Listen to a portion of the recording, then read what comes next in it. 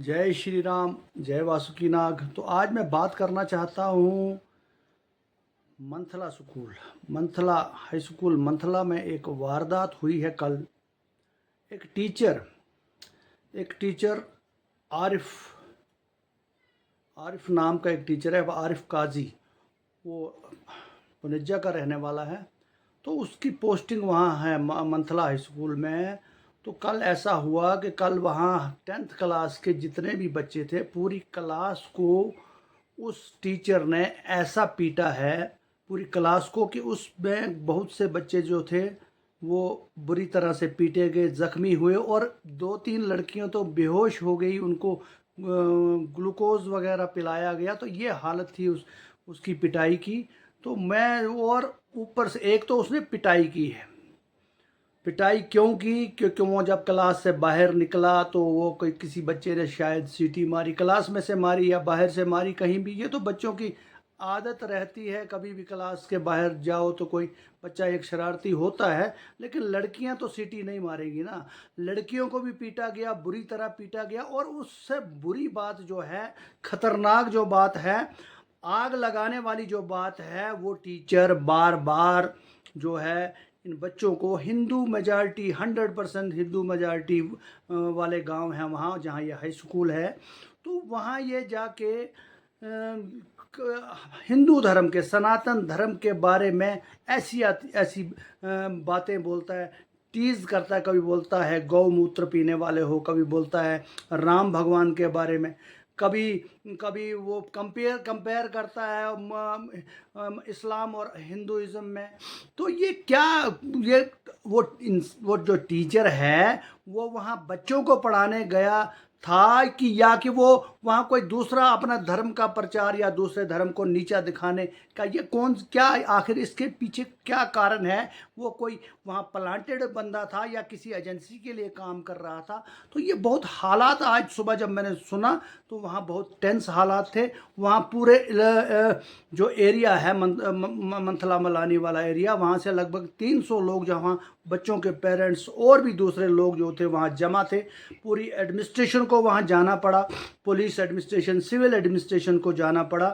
तो उसके बाद जो है उस जो टीचर है वो वहाँ से कल जो वो बच्चों को मारने के बाद, उसके बाद वो वहाँ से भाग गया था। ये तो अच्छा हुआ कि वो इतने लोगों के, हाँ, आज वो स्कूल नहीं आया था। ये भी अच्छा हुआ कि वो इतने लोगों के, इतने मॉब थे वहाँ, उनके हथे नहीं कहीं चढ़ गया। एक और फसाद तैयार हो जाता भद्रवा में। वो चाहता क्या था वो टीचर? आखिर वो ये सारी चीज़ें जो है, इनकी इन्वेस्टिगेशन होनी चाहिए। उसके खिलाफ पूरे वहाँ के पब्लिक ने एक कंप्लेंट दी है, उसके खिलाफ एफआईआर लगे, उसकी सस्पेंशन हो, और उसके बाद उसकी इन्वेस्टिगेशन हो, उसको थाने में ला के, लॉकअप में डाल के, उसकी पूरी जांच की जाए। आखिर वो चाहता क्या था? एक हिंदू, 100% हिंदू मेजॉरिटी वाले एरिया में जाके वो क्या करना चाहता था? उसका काम है बच्चों को पढ़ाना, न कि ऐसी ऐसी बातें करना। मैं तो ये सुन रहा था, पता है, कभी एक लड़का बेचारा कोई था, वो, उसको एक क्वेश्चन समझ नहीं आया, बोर्ड पे कुछ लिखा है, उसको समझ नहीं आया, तो ऐसी ऐसी बातें करता है। उसको बोलता है मैं तेरे बाप को 15-20 हज़ार रुपया दूंगा तो तेरी कुर्बानी करूंगा। ये कौन, ये आखिर किस मेंटेलिटी का इंसान है वो टीचर? सख्त कार्रवाई हो उस बंदे पे।